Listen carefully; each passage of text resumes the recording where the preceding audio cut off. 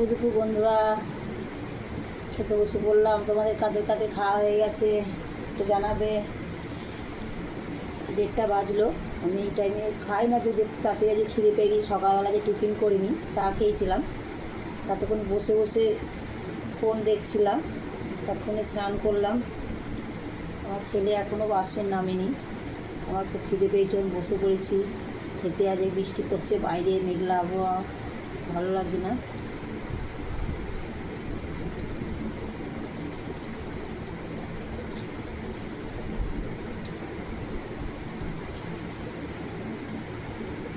মনে করলাম খেতে গেলে তোমাদের একটা ভিডিও দিই।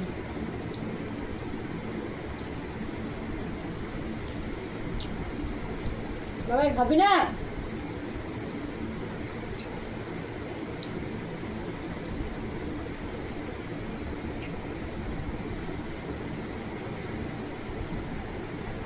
তোমাদের কাদের কাদের খাওয়া হয়ে গেছে একটু কমেন্টে জানাবে।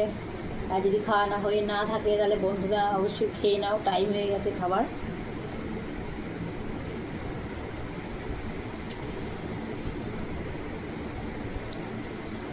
আমার আজকে তাড়াতাড়ি খিদে পেয়ে গেছে, ওই জন্য তাড়াতাড়ি বসে পড়েছি খেতে।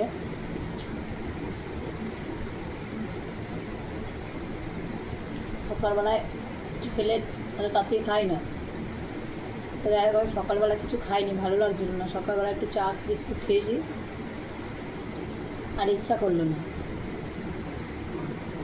স্নান টান করে উঠলাম, খিদে পেয়ে গেছে। আমার ছেলে এখনও খায়নি, তো আমি দুটো খেয়ে নিই।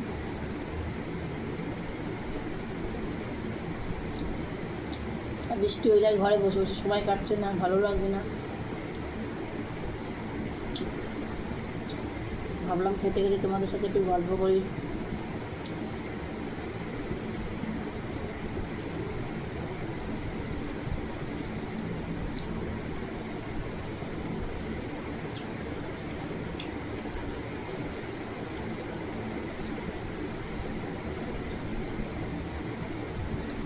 আজকে বাইরে খুব বৃষ্টি পড়ছে,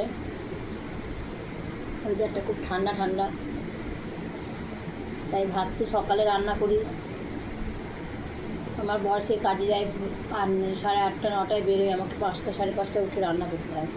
ওই কারণে অত সকালে রান্না তো ঠান্ডা হয়ে যায়। দিয়ে এখন একটু গরম করলাম, মাংসটাও ঠান্ডা হয়ে গেছিলো, মাংসটা সকালে রান্না করা।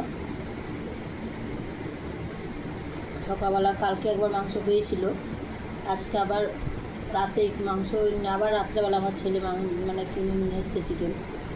আমি একটুখানি ভেজে রেখে দিয়েছিলাম, ভেজে রেখে আমাদের ফ্রিজ নেই, তাই ভেজে রেখে দিয়েছিলাম। সকালবেলা করেছি, ভালোই লাগছে খেতে, কিন্তু ঠান্ডা হয়ে গেছিলো, ওই জন্য একটু গরম করলাম, গরম করে খেতে বসছি। ছেলেটাকে ডাকছি, আয় খেয়ে যাও, এখন আসছে না।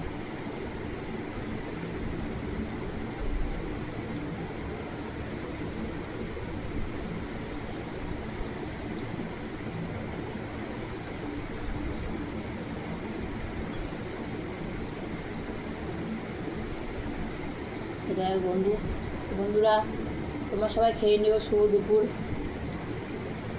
টাইম হয়ে গেছে, সবাই খেয়ে নিয়ে ব্যস্ত। এই পর্যন্ত আবার পরের ব্লগ আসবো।